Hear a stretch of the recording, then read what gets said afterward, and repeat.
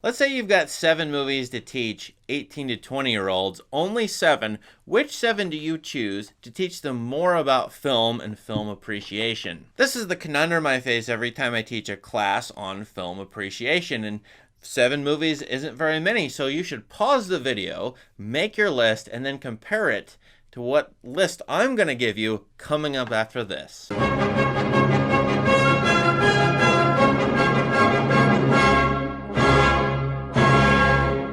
All right, you've got 7 movies to teach 18 to 20-year-olds. You know they watch a lot of video, probably YouTube, definitely TikTok. Have they watched a lot of films? Probably. Hollywood movies predominantly. 18 to 20-year-olds, however, no matter where they are, do not have much worldly experience, and they have not watched all that many films. In fact, they're not very familiar, most of them, with film history, even if they're wickedly smart, or if they really have loved movies since they were a kid. Now, with only 7 movies to choose from, you have major problems. First, you cannot span all of film history with just 7 movies. If you just said, well, I'm going to pick a movie per decade, you would still be leaving a few decades out. If you said a movie per genre, well, you'd be leaving a few genres out. And definitely, and here's a big problem, if you were to say, well, I'm going to have 7 different countries represented by my 7 movies, you would be leaving over 150 other countries out. So going into this, you know that you're too limited and that there's no way you can cover anywhere close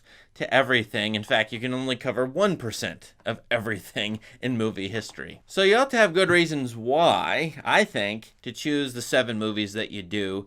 And we're not talking about the greatest 7 movies ever. You can't really work with that premise because to show them the 7 greatest movies ever, it may be too difficult, maybe too annoying. They may be 7 movies that are all clustered together and they're sort of about the same thing. I like variety, I like diversity in this choice, but I want to give you my reasons for the 7 I choose and give you some other options among them. So when I show the first movie to college students, I want them to see something that is pretty familiar, a subject matter they may understand really well, for example. So there are a couple options I use. One I like, which is classic Hollywood from 1989, is Cameron Crowe's Say Anything. And Say Anything, of course, stars John Cusack as a character just out of American high school who's trying to decide what he wants to do with his life. And guess what? That's exactly what the audience I'm showing this movie to is dealing with. What are you supposed to do with the rest of your life? What are you supposed to major in college? What job are you supposed to get? This movie is really well shot. It's easy to analyze. There are a lot of great moments in it that you can show, and you can talk about themes, you can talk about film grammar. It covers the spectrum for me, and so I really like that about it. Another movie I like to show first, if I'm not going to show Say Anything, is Nebraska by the great Alexander Payne. Now, Nebraska may seem an odd choice to you. It's black and white, it's a modern movie, and it's about old people. I like it, though, for me personally, where I'm at, because this film was made, actually shot, very close to where I now live. And a lot of the students at the college I teach at, they are from rural homesteads, rural towns in America. And it's interesting to always ask them, well, how much does this movie sync up with your experience, and why is it making the choices it does in order to depict rural or, the countryside of America? I think it's a good idea to show a movie to students that they would be familiar with like that in terms of where it was shot, and are they from the place where it was shot, wherever you are, because it gets them rolling, gets them thinking about how a movie is made, why it's doing what it's doing. You may have problems with verisimilitude or suspension of disbelief, and yet that's actually a good thing, because it gets them thinking about movie world and why it's constructed the way it is versus the real world. All right, movie number 2 could be anything, but I like a movie where we can really dive into film grammar. I'm talking about all kinds of film grammar issues, whether it's shots, camera movements, those kinds of things, and there's a lot of movies that can work in this slot at number 2. One that I really like, of course, this is cliche to use it, is Citizen Kane. I mean, Citizen Kane's covered in all the textbooks, so if you're going to use a textbook, it's probably in there and a chapter covers it. Maybe that's a good thing or not. Citizen Kane is also considered the greatest movie ever made by a lot of people, so it has that heavy weight to it. And even if students hate it, they'll have to know that they need to respect it.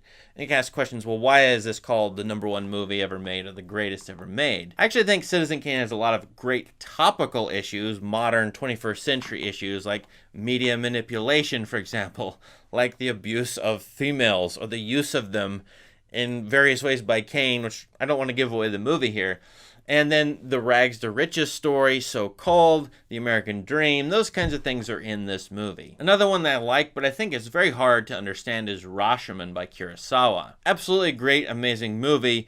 It may bore 18 to 20-year-olds. Then again, I don't care. I think they should watch it, though, and something like it.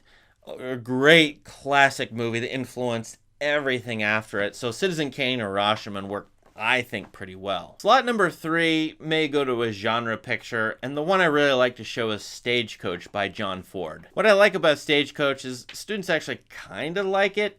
It's ripe for character analysis. It's got all the film grammar you want. It's got a lot of great topical issues, and then the character analysis, you know, it's what they call a grand hotel movie. And students are familiar with grand hotel movies where you bring all kinds of characters together from different backgrounds into an environment where they must get along. Stagecoach does that.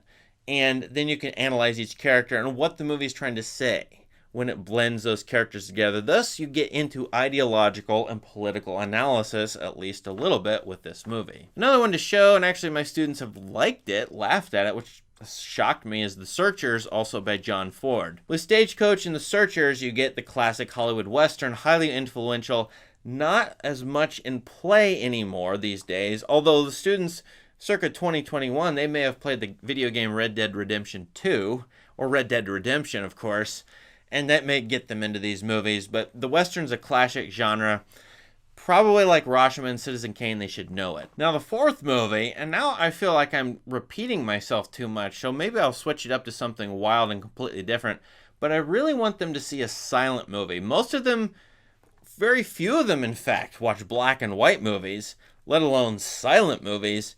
And so I like to show a silent movie just to annoy the heck out of them. No, not really. I like to show them silent movies for various reasons. And here I just plain go to Chaplin or Keaton. I've used Buster Keaton's The General before. The problem with it today, and it's a great movie, no doubt about it. It does everything I want. But the problem with it is it, glorifies the Confederacy in the Civil War. And a lot of students can't overcome that very thing. They can't get past that issue. And will just be wondering, well, why are we making a movie that's glorifying the bad guys in the Civil War? And okay, fine. That's a great question to ask. And it's a great historical question for analysis' sake. But I want them to think about how silent movies construct meaning and stories through just visuals, and of course with a soundtrack. And when you're talking about topical issues, then that's hard to do. So the one I like to use is Charlie Chaplin's Modern Times, which isn't exactly a silent movie, as you know. There's a little bit of dialogue in there. Chaplin speaks in that movie, but that's really good. First, it has topical issues, workers working in a factory, and all kinds of interesting ideological and political problems involved. It's also got the influence going on. Modern Times has been used and quoted often, including in the most recent movie Joker, with Joaquin Phoenix. The main song in Joker comes straight out of Modern Times. In fact, I think Joker is Modern Times retold in a lot of ways. But anyway, Modern Times segs right into, and this is my purpose for using it as well, WALLE by Pixar. I like to use an animated movie that the students have seen before, and in fact they saw as a child, and now they can watch it after looking at all the film grammar material in my class, after seeing Citizen Kane perhaps, after seeing some so-called great movies, then after watching a silent movie, and then seeing that WALL-E is a mix of genres, and it's sort of kind of a silent movie. If you omit the dialogue in it, there's not a lot of dialogue, or not a lot of spoken dialogue, that is. There's a lot of beeps and boops and sound effects, of course, and yet it's still kind of a silent movie. Also, it's right for the analysis of sound effects as well. All right, so I think I'm up to film number 6, and I really haven't even gotten to any international movies, which is really sad. I haven't done anything from the 1960s or 70s yet, and now I'm feeling awful because I'm omitting so much. So that is exactly what's going to happen with your list of 6 too, no doubt about it. At some point, I want to show a movie I really like, where I really liked as a college student just to see if it's still applicable or relevant.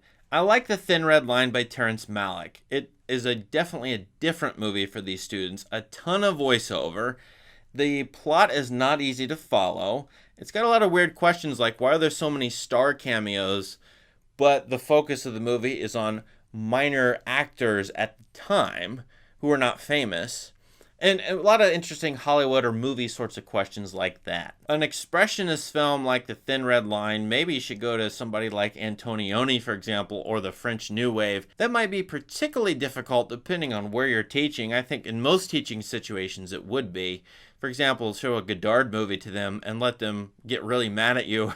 We'll see if that happens. But I like The Thin Red Line for a lot of reasons. Of course, it's a war movie covering World War II, for example, a major 20th century event. So it works pretty well for me because I really like it. But another movie I like here is A Separation by the great Iranian film director Asghar Farhadi. First of all, it's a universal movie in the sense it's about a big topic, divorce, and the fallout, the consequences of divorce. Really well shot movie. In fact, lots of great questions about the shooting in this, how it was done, why there's a lot of fragmentation. And then you can ask questions about, okay, this is Iranian culture, but how does this square up with you? And the cross-cultural interaction between American students and the setting, which is present day, relatively present day Iran, I think is really interesting, so that's a pretty good movie for me to show as well. However, recently I've been toying around with this idea, and I'll probably do it next time, that I really need to show a movie that focuses a whole lot on sound. You know, movie classes like mine and all the movie textbooks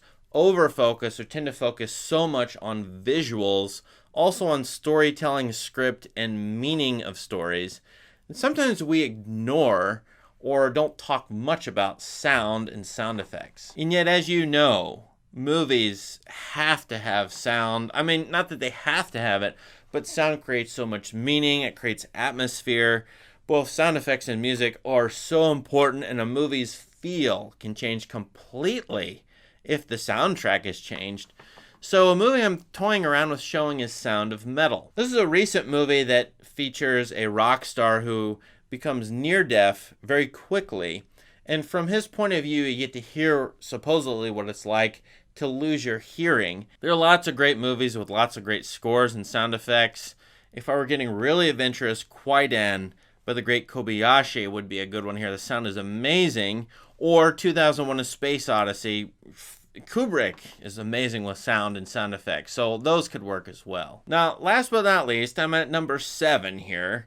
The last thing of all, and I don't have much time in this class, I feel like I'm not covering anything, but I like to show a movie about movies, and in this case as well, a movie about movie viewing, trying to get the students to reflect on their movie viewing and why they view a movie the way that they do.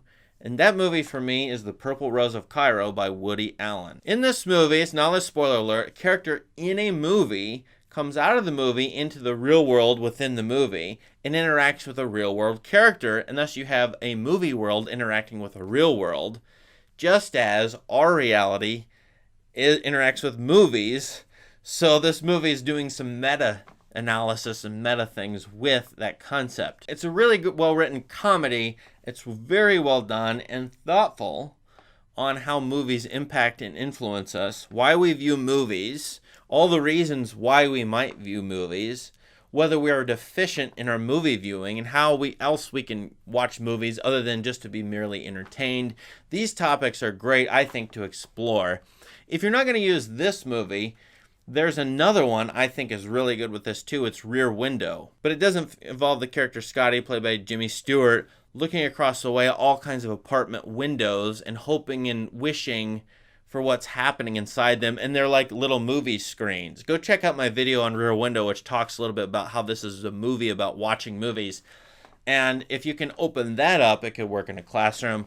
It's just not as simple or easy, and I haven't found students really like Rear Window that much, and certainly for me, it took me 3 viewings probably to greatly appreciate that movie. It's one of my favorites now, but I really like The Purple Rose of Cairo. I don't get sick of ever teaching it, so that's another advantage in using it. So now we're at the end of the list of 7. But there's so many others, and there's modern movies that my students have seen. I could show those to them. I could stick to just movies released in the last 5 years, But if I do that, I'm not sort of honoring movie history, so I like to do that. But the question for you is, what movies do you think I should try, or what movies would you try to teach to students? What's your list of 7, and why is that your list? Give me a reason for every movie you're choosing.